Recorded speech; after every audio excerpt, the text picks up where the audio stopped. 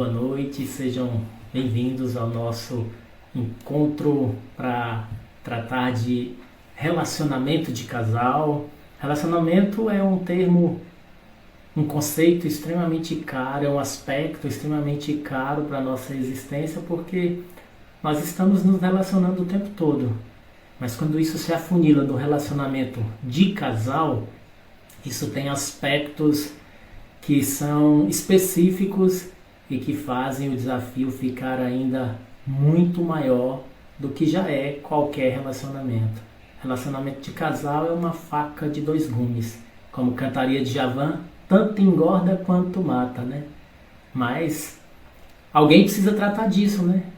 Todo mundo fala de se relacionar. Mas como vai se relacionar? Como será essa relação? São aspectos que a gente poucas vezes se preocupa. Não existe um treinamento, uma orientação para como você deve se relacionar. Você vai se colocar numa relação com alguém, uma relação amorosa, uma relação afetiva. Quais aspectos seu você conhece? O que você entende de relação?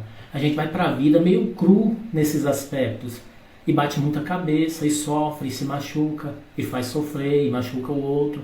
Então, em razão disso, nós e o Casal Psi estamos trabalhando já há algum tempo nesse campo das relações emocionais, afetivas, no campo do relacionamento de casal. E a nossa live hoje é para tratar disso. Você tem dúvida? Tem alguma questão? Está no relacionamento? Está pretendendo iniciar um relacionamento? Esse é o momento de você aproveitar a oportunidade e ampliar a sua percepção, ampliar as suas ferramentas para que a sua relação não seja uma aventura que vá para o menos ou que esbarre na dor e você não saiba como lidar com ela. Então, por isso, Casal Psi está aqui. Boa noite. É o delay. Então, nós passamos a semana falando sobre os problemas que podem ter nos relacionamentos, né? Fizemos a novela dos relacionamentos, estreamos enquanto atores. Gostaria de saber também a opinião de vocês, podem dar ideias. A ideia é justamente trazer um pouco desse modo de funcionar do casal que muitas vezes fica tão perdido na relação, né? Então a gente falou sobre a comunicação desencontrada. Muitas vezes um fala uma coisa e o outro entende outra completamente diferente, e aí ficam buscando culpados. Mas a gente precisa buscar um culpado no relacionamento. A gente falou sobre escutar e ouvir, a diferença entre escutar e ouvir, que muitas vezes a gente está ali ouvindo porque a gente tem ouvido, porque a gente não é surdo, mas não escuta efetivamente o que o outro está dizendo, né? Não está ali como a gente diz, de corpo e alma, ouvindo o que o outro tem para dizer. E muitas vezes as respostas são desencontradas, criando também conflito no relacionamento. Falamos sobre competição e parceria, recebemos muitas perguntas a respeito de competição, porque as pessoas assistindo, vendo outro casal encenando sobre competição, percebe que vive uma competição no casamento. Então, como é que está essa relação? É de competição ou é de parceria? Eu preciso competir com o outro? Eu preciso encontrar um culpado? Falamos também sobre igualdade e respeito. Por que que em um relacionamento, todo relacionamento precisa estar equilibrado? E se não tem igualdade e não tem respeito na relação, há também o desequilíbrio. E por último, nós falamos sobre liberdade e intimidade, né? Nem sempre um casal tem intimidade. Olha que interessante. Às vezes as pessoas se relacionam dentro de uma mesma casa, tem liberdade de fazer uma ou outra coisa, mas elas não têm intimidade, né?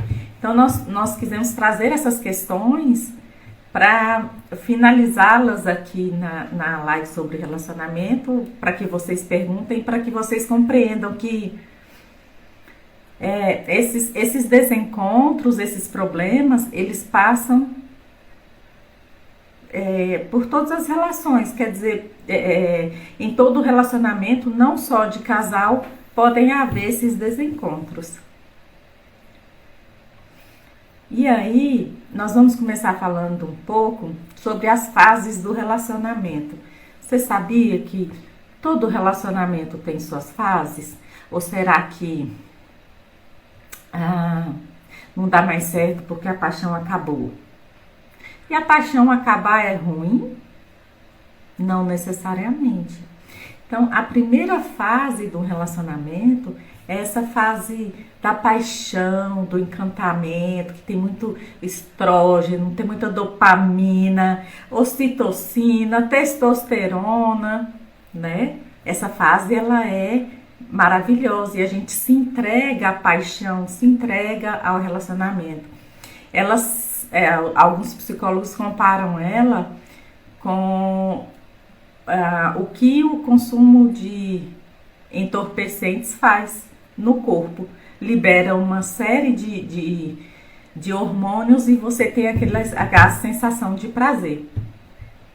Então, só que na paixão, depois de 2 anos, passa. Essa fase dura no máximo 2 anos. E depois da fase da paixão? Eu tenho que acabar a relação porque eu não quero estar com o outro grudado o tempo todo. Eu não quero estar falando sobre ele o tempo todo. Eu preciso de um espaço. Não precisa necessariamente acabar, né? E a gente compreende, por exemplo, as fases do desenvolvimento infantil, né? Ele é muito claro pra gente, né? A criança, ela tem a primeira fase, depois tem a fase que ela tá andando, tem a fase do desfraude. Existem várias fases pelas quais a gente passa pela vida, não só a criança, mas todos nós. No caso da mulher, né? Quando ela entra na adolescência, aí vem a menstruação, vem a fase da mulher adulta, a avó, a idosa. Igualmente para os homens, essas fases são importantes. E como que ficam essas fases se nós estamos em um relacionamento? E poucas pessoas olham para essa fase. As fases do relacionamento. Um casamento, ele não é bom, um casamento ele não é duradouro, porque você vive na fase da paixão a vida inteira, 10, 20, 30, 40 anos. Não tem como. Um casamento, ele é bom, ele é duradouro, quando principalmente os dois querem, né? Que isso é muito importante, que os dois queiram estar na relação. Ele dura porque as pessoas, os dois, passam pela fase. Boa noite, Gustavo, bem-vindo. E aí, Gustavo, boa noite, bem-vindo. Então, cada fase dessa, eu gosto de usar muito a analogia com relação às fases do casamento, como o jogo de videogame, né? Vai passando uma fase, essa fase é mais difícil, essa fase é mais complexa, e você passa para outro mais fortalecido. E no relacionamento é assim. Então, passa a primeira fase da paixão, a segunda fase é a fase da desilusão, o outro deixa de ser idealizado. Então, você começa a ver os defeitos no outro, você começa a enxergar que o outro não é tão perfeito assim. E aí? Você tem uma visão mais realista do relacionamento. Depois dessa fase da desilusão, geralmente vem a fase do amor, em que você realmente deseja estar com o outro, seguir adiante, e o vínculo nessa fase ele né? Ele é mais forte, tem necessidade de segurança. Você quer segurança e quer estar com o outro. E não obstante haver desejo, haver atração, haver sentimento, emoção, haver um envolvimento afetivo, a relação, quando ela supera a marca de 1 ano e meio, 2 anos, e sai do colorido da paixão, começa a demonstrar aquilo que já estava lá, mas que estava de algum modo invisível pelo colorido da paixão, pela descoberta do outro, que são os defeitos. Porque as duas pessoas que se relacionam são seres humanos e, como tais, elas têm os seus defeitos, elas têm as suas manias, têm os seus hábitos, as suas preferências. E quando esses conjuntos de defeitos se mostram, começam a aparecer os conflitos. E os conflitos, eles vão falar para o casal o seguinte: e aí? Acabou o doce, acabou o colorido. Isso é relação de fato ou é brincadeira? Porque a paixão, ela tem um quê de impossível.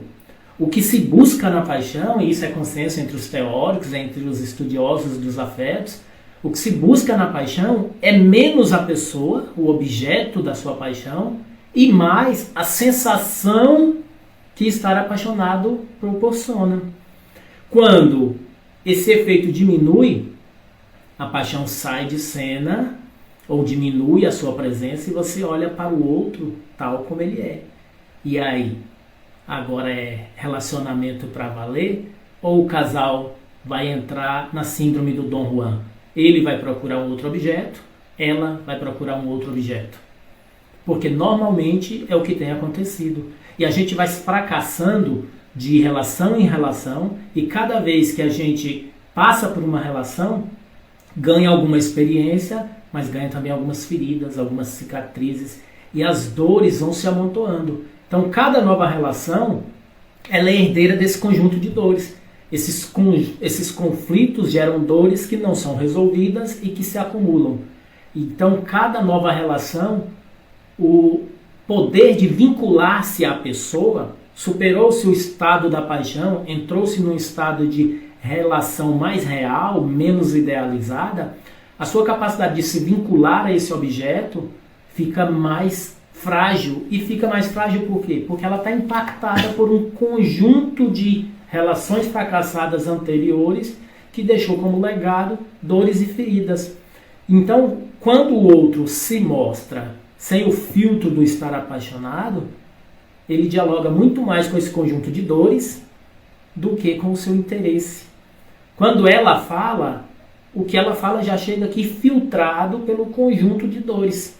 Então ela está falando de A, mas eu estou ouvindo B. E aí a gente volta lá no escutar. Por isso, a comunicação e a escuta são o alicerce e a cobertura de qualquer processo de relacionamento de casal. Porque senão você fica refém dos moldes mentais que você conserva, que são predeterminantes. Ele determina o que você sente, o que você acha, o que você vê, o que você escuta.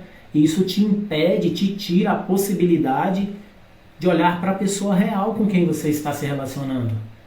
Então, é preciso ir além do conflito. Independente de qual seja a divergência que você está passando como casal.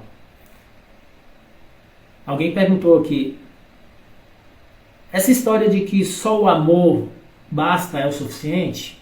Não é. A própria dinâmica do amor tem regra. Bert Hellinger fala de leis sistêmicas do amor. Para o amor funcionar, até o amor, que é o elemento mais sublime que nós conseguimos imaginar ao longo de toda a nossa trajetória humana, até o amor parte de um conjunto de regras para que ele funcione. Então não basta apenas o amor, porque o amor é importante, é o primordial, mas até ele está submetido a regras. E sem cumprir essas regras, as dinâmicas vão matando o amor, vai secando a fonte do amor. Por isso a gente tem uma mentoria que se chama Deixe o Amor Fluir. Por que deixe o amor fluir? Porque ao longo desse processo de tantas relações fracassadas ou de imaturidade, entenda a imaturidade não como defeito, como julgamento, mas como falta de experiência, porque não se viveu relacionamentos e nem recebeu-se treinamento para estar em um relacionamento de casal. Então, seja por desgaste de tantas relações fracassadas, acúmulo de dores e traumas, seja por inexperiência, essa multidão de elementos vai obstruindo o fluxo do amor. Você gosta, você sente, mas o amor não flui. E não flui por quê? Não flui porque o fluxo, a calha da vida, está obstruída pelas dores que têm sido colocada como entulho, como subproduto de seus fracassos amorosos ou como medo em face da inexperiência. E não tem lugar para você aprender a fazer isso.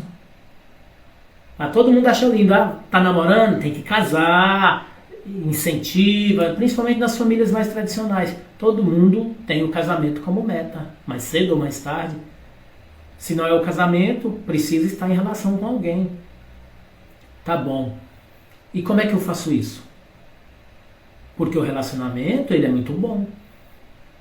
A Bíblia diz que foi Deus quem quis, né? Ele fez o homem estava lá de boa no paraíso, no meio dos animais, tudo colorido, mas ele olhou e falou, não é bom que o homem esteja só. Então, por aí, corroborando o que Aristóteles diz, né, que nós somos seres sociais, nós somos um animal social, político, relacional, nós precisamos de um outro para estar em relação, não importa quem seja esse outro. Então, no essencial de nós tem uma demanda que nos faz ser seres sociáveis, dependentes de estar em relação com o outro, viver no coletivo, um coletivo que ultrapassa a sua singularidade, que inclui uma outra singularidade.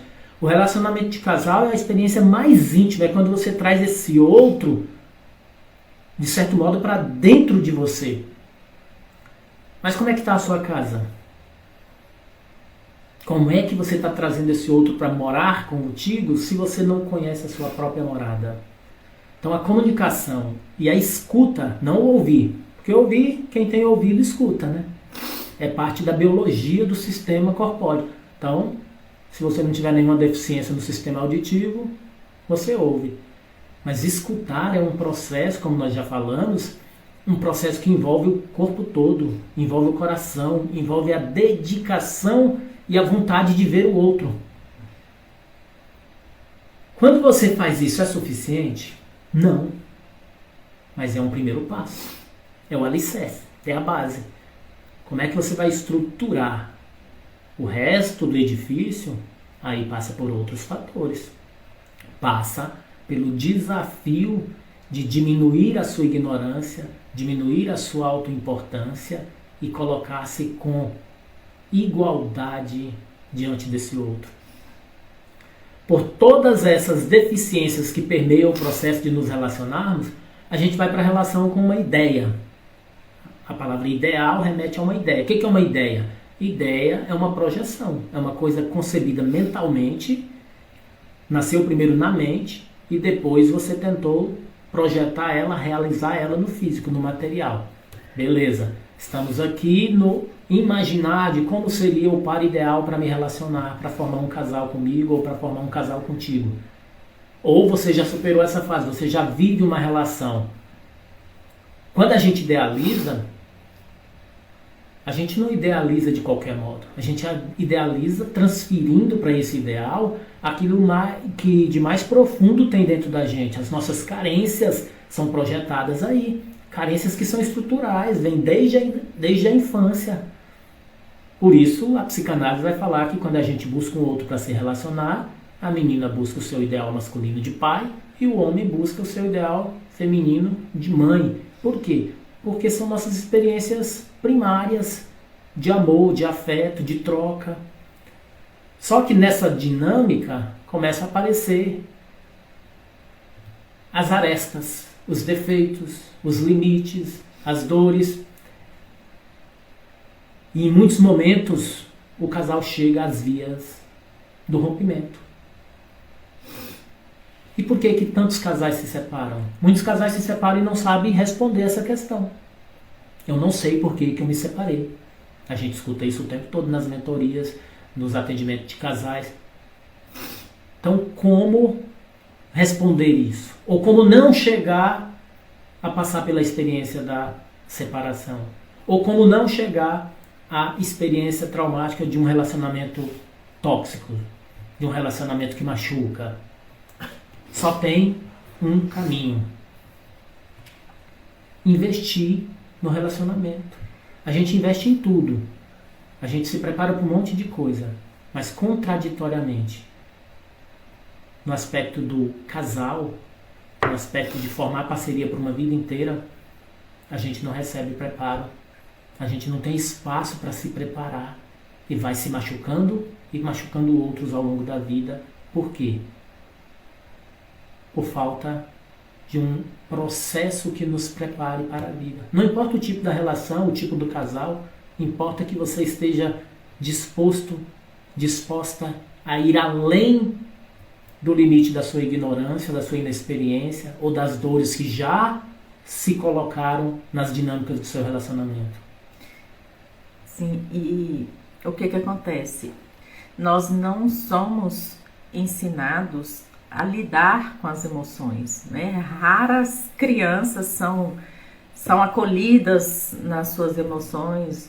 Hoje em dia, né, isso tá mais, essa informação está mais ampliada, tem uma série de pessoas, né, de cursos que oferecem aí nas redes sociais sobre essa educação mais humanizada, né, uma educação em que as emoções da criança são ouvidas, são respeitadas. Por quê? A gente não tem essa cultura. Não tem a cultura de se ouvir, não tem a cultura de ir para terapia, de conversar com o psicólogo, de falar das suas emoções. Então, a gente vai se atropelando, né? Atropelando com as nossas dores, os nossos traumas, com tudo que a gente passa. E a gente vai atropelado mesmo para os relacionamentos. Aí quem se relaciona é a minha dor com a dor do Joaquim. Não são os meus... não é o meu modo de ser ou a identificação que eu tenho com ele. Geralmente a gente se relaciona com a dor do outro, né? Tem um contrato chamado Contrato Secreto do Casamento que diz assim: a pessoa que você pensa que eu sou aceita se casar com a pessoa que eu penso que você é. Porque se a gente não se conhece, nós não nos conhecemos no mais profundo das nossas emoções, nós vamos conhecer o outro? Eu e Joaquim, nós estamos juntos há 10 anos. E eu conheço uma parte deste homem. Eu conheço uma parte, a parte que o meu marido mostra, a parte que eu consigo identificar nele. Eu não conheço ele como um todo, assim como ele não me conhece como um todo. Então, a gente vai para a relação assim, a gente vai para o casamento dessa forma. E nessa relação, você encontra um monte de problemas. E qual é a primeira opção que a gente pensa? Se não der certo, a gente separa. Separação é uma opção. Separação passa a ser, conforme os problemas crescentes no casamento, a melhor das opções. E ela não é a única opção. É uma opção, é óbvio. Ninguém precisa estar em uma relação em que só um investe, em uma relação em que há desequilíbrio, uma relação onde não há amor. Mas se a gente consegue identificar na relação que tem amor, que tem desejo de estar junto, que tem maturidade emocional, então a separação não precisa ser a única opção. Existem outras opções. Então, que fase é essa da relação? Existem as fases do relacionamento, como a gente falou, né? a paixão, aí vem a desilusão, o amor, a maturidade emocional. Então, em que fase nós estamos na nossa relação? É uma forma de olhar para ela. Para além disso, em que fase eu estou da minha vida? Eu estou na fase da mulher, da loba, quando a mulher se sente mais bonita, a mulher se sente atraente, ela quer conquistar. E meu marido tá em que fase da vida dele? Eu estou na fase da mãe, em que tô recém-parida e só tenho olhos para os meus filhos, para a criança que está ali, para as necessidades do bebê que está ali. E o pai, neste momento, está em que fase? Então, só para vocês entenderem que tem a fase da relação, mas tem a fase da individualidade de cada um. Então, eu tô na fase da menopausa. Então vamos separar, porque eu não suporto a mulher nervosa. Então, quando a gente tira essa ideia de que a separação é a única opção, ela sai desse lugar de importância. É como você olha, né? Sei lá, você tá de dieta e abre o armário e tem lá uma caixa de bis. E ela tá ali o tempo todo, né, te chamando para você sair da dieta. Se ela não estiver mais lá como uma opção, você pode até olhar para as outras opções que tem para você se nutrir. Percebe? Se a separação é um item que está lá sempre à disposição, muitas vezes eu deixo de olhar para os outros itens, eu deixo de me nutrir de outras emoções que eu recebo do parceiro, de outras trocas, para simplesmente olhar para a opção. E se eu achar que a separação é uma opção, eu vou atrás dela. Muitas vezes, quando a gente entende que não tem mais o que fazer, aí muitas vezes fala assim, eu já fiz de tudo. O que efetivamente você fez? O que significa fazer de tudo? Quantas vezes você sentou com seu companheiro e falou, vamos olhar para a nossa relação. Eu estou insatisfeita com tal coisa. Isso está difícil para mim. Quantas conversas honestas vocês tiveram para chegar e dizer, eu já fiz de tudo. Então, quando a separação não é essa opção, existem outros caminhos, e caminhos lindos, em que você reencontra um novo amor, nesse amor que você já sentia pelo outro.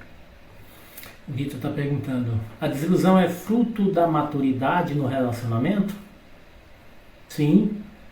A desilusão, embora a palavra esteja carregada de um sentido negativo no senso comum, desilusão significa que você perdeu a ilusão, essa fantasmagoria que vestia o outro, essa alucinação, esse devaneio que te levava a ver o outro de uma forma que esse outro não é. Então a relação, o relacionamento amadureceu.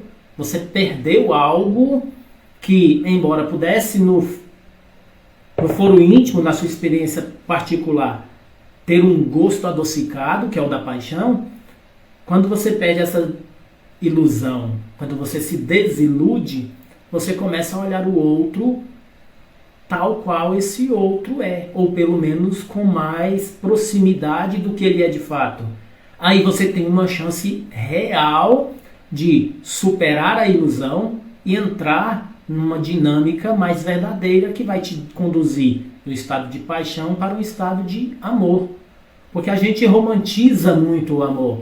O amor tem algumas vestimentas, principalmente cinematográfica, musical. A arte deu algumas vestimentas para aquilo que a gente chama de amor romântico, amor de casal, que parece que é obrigado manter esse estado de ilusão.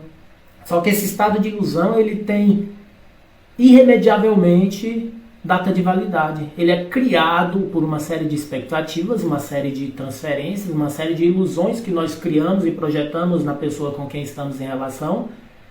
E isso dura um tempo, em média 2 anos, 1 ano e 8 meses, 1 ano e meio. Depois você começa a olhar para o outro sem o filtro dessa ilusão. Isso é maturidade? Sim. Talvez você não tenha maturidade para lidar com isso. Mas a relação saiu de um estado infantil, de deslumbre apaixonado, e caminha na direção de algo mais sólido, algo mais desafiador, algo mais real. E aí? Você vai entrar numa dinâmica de negar isso, responsabilizar o outro, porque tudo isso acontece. Quando eu começo a perceber os aspectos reais do meu objeto desejado, da pessoa com quem eu estou me relacionando, eu começo a desvincular o meu desejo, eu começo a fugir porque eu não tenho coragem de enfrentar. Aí entra os problemas de comunicações. Eu não consigo me comunicar com a pessoa. É a relação que está num ponto de imaturidade ou sou eu dentro da relação que estou levando para a relação a minha incapacidade de ser maduro e reconhecer que a relação clama por maturidade e desafia-nos a entrar numa outra dinâmica ou numa outra etapa. Aí eu passo a esperar que ela adivinhe o que eu quero, que ela adivinhe que eu estou aborrecido, ou ela passa a esperar que eu adivinhe. A gente quer insistir na ilusão da paixão, na ilusão da imaturidade relacional. E vai se sujeitando, e sujeitando o outro, e vai vivendo episódios e mais episódios que desgastam, que machucam e que terminam por inviabilizar a relação, inviabilizar a permanência do casal. Então, tem casal que está aí agora passando pela dor do luto pós uma separação. Quem já passou por uma separação sabe que não é fácil, não importa se é homem, se é mulher. Passar por um processo de separação é doloroso, machuca, você sempre perde muito, você sempre perde algo.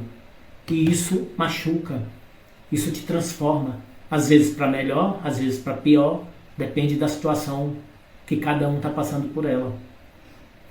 E tem casal que não vê a separação como opção. E como não vê a separação como opção, está disposta a viver se machucando ou machucando o outro.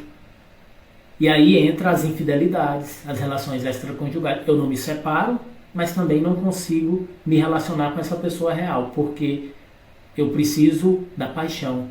Lembra que a Elaine falou que o processo psico-orgânico é parecido com o efeito de entorpecente? A gente fica viciado na delícia da paixão. E aí tem toda uma cobrança social, tem todo um modelo de comportamento social que exige que você se comporte de tal modo, se enquadre de tal modo numa relação. Mas a verdade é que a sua relação, ela diz respeito a você e a pessoa com quem você se relaciona. O espaço entre vocês dois, que é o espaço da relação, o espaço relacional, só cabe vocês. São as questões de cada um que deve ser dita ali. E nós levamos uma enxurrada de questões outras que vão revestindo o que é importante, que vão nos silenciando, que vão condicionando o nosso modo de falar, deturpando o nosso modo de escuta. E quando você vê um projeto de vida que tinha tudo para ser lindo, uma história que você iniciou querendo fazer para a vida toda, perdeu a cor, perdeu o brilho, perdeu o sabor, e a sua vida está virando um inferno, está virando uma coisa sem graça. Por que isso? Porque não somos preparados para nos relacionarmos. O Vitor colocou aqui ótimas colocações. O sujeito, então, que trai nessa fase da desilusão pode ser considerado como uma recusa à maturidade? Sim, pode ser não só no que diz respeito à maturidade, né? Senão a gente fica muito simplista, e a alma humana, ela tem tudo menos, ela não é simples, né? Então a gente precisa abordar outras questões, até com relação ao modo como essa pessoa vem experienciando as suas relações. E geralmente essas pessoas que na fase da desilusão traem, terminam, são pessoas que, quanto mais fazem isso, mais vão se desconectando dessa capacidade de se relacionar e de conectar ao outro. Porque fica uma repetição, eu me relaciono, mas não dá certo, aí eu me desiludo por qualquer coisa, separo. Eu estou num relacionamento, a desilusão, separo. Então, se é sempre uma opção, eu vou entendendo, porque a gente vai se moldando, né? Moldando as nossas emoções nos relacionamentos, e aí a gente entende que não vai dar certo. Eu sei que eu vou me desiludir. E aí a pessoa deixa de aprofundar em uma relação. Ela se recusa a amadurecer. Porque, além de se recusar a amadurecer, ela tem dificuldade de se conectar com o outro. Aí, o próximo passo, após essa dificuldade de se conectar ao outro, é uma dificuldade de formar vínculos, porque já tem um modelo, ela já está condicionada a achar que não vai dar certo. Percebe? Então, quanto mais a gente se relaciona e busca, lembra, a gente busca no outro um vazio que nós temos.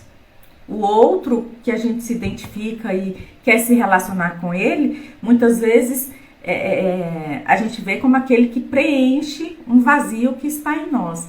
Então, se eu tenho muitos vazios, ou se o vazio é muito grande, que eu não consigo olhar para o que é diferente, eu não consigo aceitar o que não cobre o meu vazio, eu vou atrás de outras pessoas para ver se eu encontro aquela que vai suprir essa minha necessidade. E não encontro, aí o que acontece? O vazio vai ficando maior e a conexão com o outro, para que essa conexão se torne um relacionamento maduro, vai ficando cada vez menor. É importante essa perspectiva da imaturidade quanto à troca do objeto, a traição, o abandono, ela está presente, tem uma dimensão de imaturidade. Mas é importante, é imprescindível ter em mente o seguinte: não dá para pensar numa relação. Como assim? Toda relação é a mesma relação. Não dá para pensar assim. Então, no caso A, pode ser que a grande chave tenha sido a imaturidade da pessoa diante da desilusão do fim da paixão. Mas no caso B, pode ter sido outro elemento. Isso quer dizer que não houve imaturidade naquele caso B? Tem uma dinâmica de imaturidade, mas o importante é perceber que cada casal é único. Cada casal é uma relação carregada e perpassada por dinâmicas que são exclusivas daquela relação, daquele casal. Então não dá para pensar assim. Então quando o sujeito trai nessa fase da desilusão é por falta de imaturidade? É também por falta de maturidade. Mas quais as dinâmicas que permeiam ou que permeavam essa relação que o aprisionou num estado de dependência dos coloridos da paixão e não permitiu que ele avançasse? Então, reduzir só ao termo imaturidade enfraquece, empobrece o olhar. Então, assim, passa pela maturidade? Passa. Tem essa dimensão? Tem. Mas uma série de outras questões permeiam o relacionar, o estar num relacionamento de casal.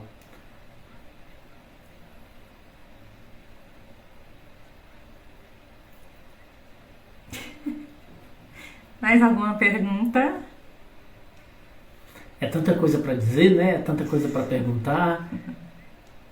Mas é isso, né? Tem que perguntar mesmo. E há muita coisa para ser dita, para ser repetida, porque tem um monte de coisa sendo dita e repetida aos nossos ouvidos o tempo todo que trabalham para o fracasso do nosso relacionamento. A grande pergunta é: você está numa relação e quer que essa relação dê certo?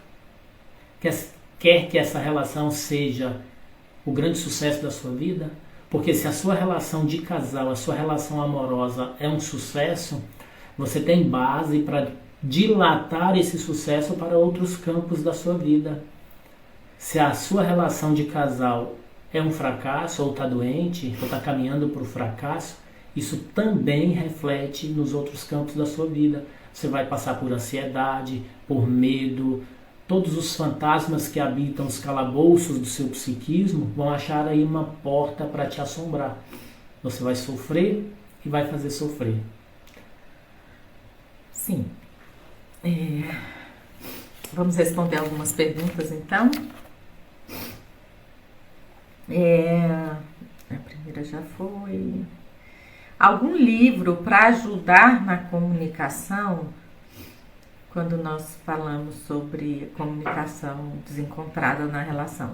Sim, tem um livro chamado Comunicação Não Violenta. É um excelente livro para poder se trabalhar o modo de se comunicar, para que não haja comunicação desencontrada. Existem algumas técnicas em que você fala e o outro pergunta do modo como ele entendeu. Então você está querendo dizer isso? Não, não foi isso que eu disse isso. Ah, mas eu entendi assim. Então me explique melhor. E é um exercício, né? Tudo é um exercício, gente. Casamento também faz parte de um exercício diário, de olhar para si, de olhar para o outro, de ceder, de aumentar o espaço, diminuir o espaço. Muitas vezes você precisa aumentar o distanciamento e tá tudo bem. Toda relação é um processo. Tem fases e essas fases precisam ser vistas, precisam ser respeitadas. Para quem? Para esse casal que não vê a separação como uma opção, para esse casal que ama o companheiro, mas que está insatisfeito na relação. E não é necessário buscar um culpado. Quem errou? O que você fez de errado? O que eu fiz de errado? Geralmente essas conversas acontecem numa relação em que a separação é uma opção. Então, se não é uma opção, eu vou olhar para ela, vou olhar para o que está ruim para poder me sentir melhor. O casal que quer evitar dores e problemas ao longo do casamento, um casal que quer fazer diferente, mas não sabe como, e que está aberto para compreender as necessidades do outro. Ah, isso é tão lindo! Estar aberto a compreender as necessidades do outro. Porque se eu me fecho, se eu olho só para as minhas necessidades, querido, se você não atende às minhas necessidades, eu vou procurar outro que atenda. Mas o outro vai atender no máximo por 2 anos, que eu der a fase da paixão. E quando essa fase acabar? É sobre isso. É sobre você entender quem é esse outro que está do seu lado e o que ele está te pedindo. Então, a comunicação não violenta é um excelente livro. Tem uma pergunta aqui. Gustavo, como lidar com a insegurança no relacionamento? Responde. O que gera insegurança? Normalmente o que gera insegurança são 2 coisas.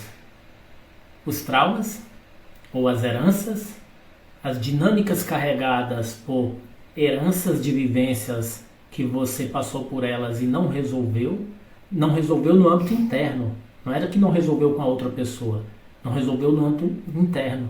Então você varreu para o esquecimento, você guardou, ou pior, utiliza isso como uma espécie de referencial que direciona todo o relacionamento que você tenta.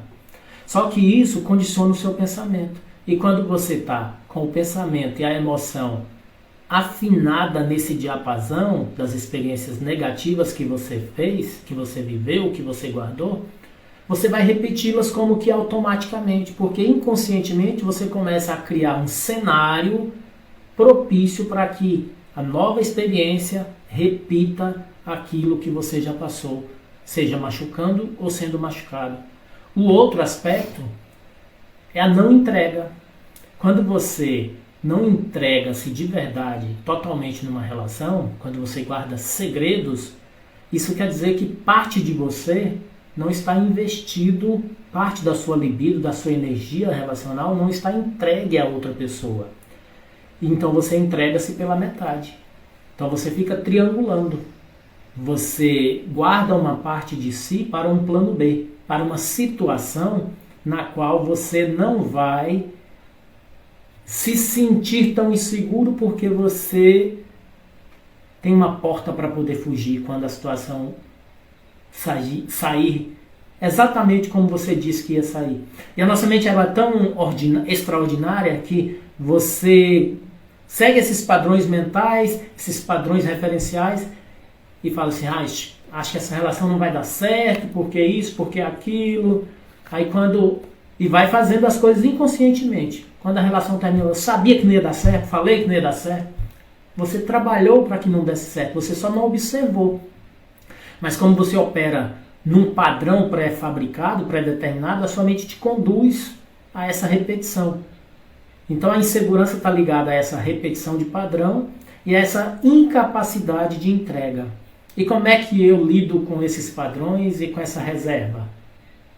Autoconhecimento. Outro aspecto importantíssimo do processo de estar numa relação com o outro.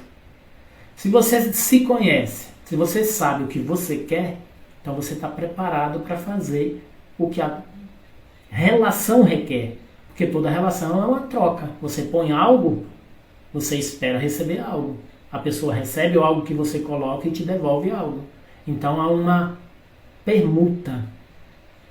Quando você coloca e tira, ou coloca só parte, a outra parte ela vai percebendo a natureza do seu investimento na relação. Isso vai gerando um comportamento. Porque, como diz Hellinger, o dar e o receber é uma coisa só. A arte de se entregar é o que determina a arte de receber. Então, o casal está passando por insegurança.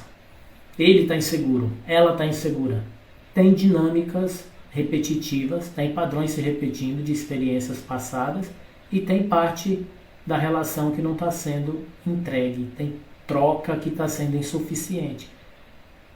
Você está disposta a enfrentar isso e construir uma relação de verdade? Profunda, intensa, sair dessa superficialidade? Isso tem um preço. E o que é mais importante, a outra parte está disposta? Se os dois da relação precisam querer, precisam estar dispostos a mudar no relacionamento. Porque no que diz respeito ao relacionamento, tem um velho ditado, né? Quando um não quer, dois não brigam. E serve também para mudar e melhorar a dinâmica do relacionamento. Essas mulheres maravilhas que tem por aí, vou salvar meu casamento, vou salvar o meu marido. Não salva. Primeiro que nenhum dos dois lados da relação tem que salvar ninguém. E segundo que a gente não consegue. A gente pode tentar, pode rezar, benzer, fazer promessa, não salva. Os dois na relação precisam querer. Não adianta um lado de qualquer relacionamento. Uma vez um professor falou assim, eu dou 5.000 reais para quem me ensinar qualquer coisa, para quem conseguir me ensinar qualquer coisa que eu não queira aprender. O que a gente não quer, a gente não faz. A gente não faz um movimento. Não existe esse fazer o movimento pelos dois. No relacionamento, o movimento precisa ser dos dois. percebo que eu e meu marido competimos. Sim, existe muita competição no relacionamento. Como ter igualdade se é ele quem paga as contas? A igualdade não tem a ver com equilíbrio financeiro, né? Ou que paga, ou que recebe, ou que trabalha, porque se casamento é companheirismo, se casamento é parceria, parte-se do princípio de que a parceria é em todos os sentidos, né? Então, parte-se do princípio que a parceria é em todos os sentidos. E no sentido financeiro também, tá? Mas essa é uma questão muito mais profunda. E é um gargalo dos relacionamentos, né? Sim. Principalmente porque nós vivemos numa sociedade extremamente financista, dinheirista, materialista, onde quem ganha mais sente-se como proprietário da parte que ganha menos, ou superior à parte que ganha menos. Esse é um aspecto importante que a gente precisa olhar para ele. Se a sua relação passa por essa experiência, passa por essa dinâmica, você precisa olhar para ela. E por que a gente fala sempre da sua relação? Porque todos esses aspectos afetam a relação do casal. Mas cada relação tem um conjunto de dinâmicas. O que afeta o casal A pode não afetar o casal B. Então, assim, como é que a gente trabalha numa mentoria de casal? A gente trabalha caso a caso. Nós temos um método, um percurso, são 8 semanas de encontros e de olhar profundamente, diagnosticar as dinâmicas que sustentam a relação, olhar para onde essa relação caminha e descobrir junto com o casal que está na mentoria se eles querem sustentar, bancar, construir essa relação. Porque tem casal que vai para a mentoria para finalizar a relação, porque não dá conta de bancar a relação. Tem casal que não vai para a mentoria porque a relação não vale a pena. Eu vou gastar tanto dinheiro para poder mexer com relação, eu faço outra coisa, bebo de cerveja no boteco. Então, assim, qual o valor do seu relacionamento para você? Qual o valor do seu casamento? Qual o valor da pessoa com quem você está numa relação? Tudo parte desse princípio. Essa relação vale a pena? Você quer crescer e ir além? Então a nossa mentoria, vou falar da mentoria porque todo o nosso processo, todas essas reflexões conduzem àquilo que nós oferecemos como oportunidade de você investir e cuidar do seu relacionamento de casal. E esse processo é a mentoria Deixa o Amor Fluir, que nós estamos lançando novamente, abrindo vagas. Lançando novamente por quê? Porque a gente trabalha com vagas limitadas, porque exige dedicação exclusiva, atenção especial, e o nosso trabalho é muito sério e comprometido com cada casal que chega. Então não dá para fazer uma coisa de qualquer modo. Então nós estamos relançando, abrindo novas vagas e preparamos ao longo da semana toda uma série de postagens falando das dinâmicas de relacionamento e queremos agora finalizar a nossa live convidando você a refletir. Você está disposto a cuidar da sua relação? Você está disposta a cuidar do seu relacionamento de casal? O casal que se une à sua experiência enquanto profissional, usa a sua experiência individual, usa a sua experiência enquanto casal. Para quê? Para orientar, para ajudar casais a enfrentar os desafios que perpassam o seu relacionamento, de modo que eles possam superar as dores e os sofrimentos e continuarem vivendo uma relação que caminha para o mais da vida, que caminha para uma resolução de problemas e para uma realidade de relacionamento saudável, sem precisar abrir mão do outro, sem viver tendo que pisar em ovos porque o relacionamento virou uma prisão, virou uma tortura. Como é que está o seu relacionamento de casal? E é isso. Nós criamos um método, é um método simples, eficaz, de 8 semanas de mentoria, para que o casal vivencie essa imersão na relação.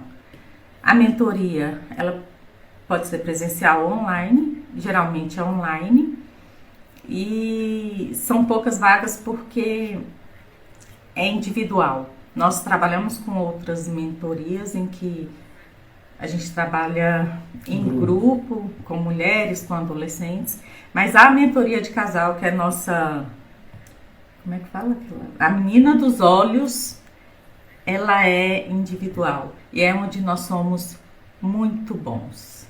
E precisa ser individual, né? Cada casal tem o seu conjunto de dinâmicas, de dores, de desafios. E isso precisa de sigilo, isso precisa de uma dedicação exclusiva para ser cuidada com muito carinho. E é o que nós temos feito e tem surtido muito efeito. Quem tem vivenciado a jornada de mentoria, a imersão para deixar o amor fluir, sai da mentoria cheio de gratidão e satisfeitos porque conseguiram identificar, tomar consciência do seu modo de funcionar, tomar consciência dos padrões que perpassam e condicionam o seu relacionamento. E isso não tem dinheiro que pague. Tem valor, mas não tem preço. Sim.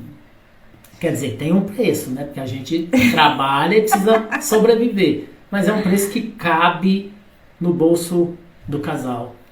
Sim.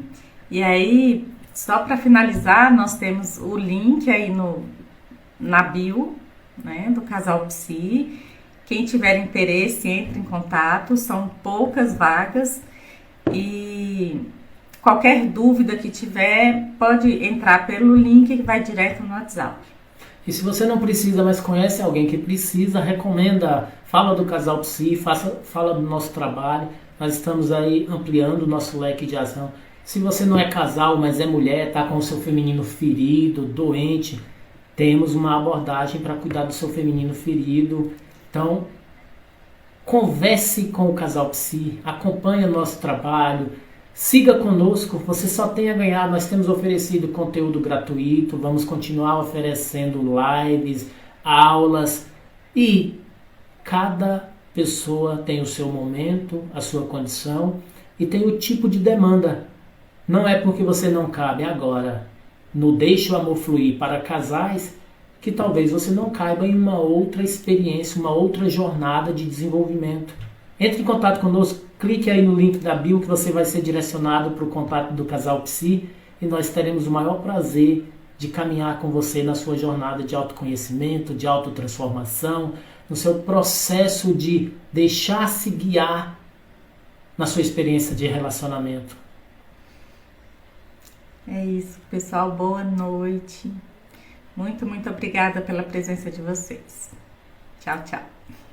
Agradecemos demais, gente. Um abraço.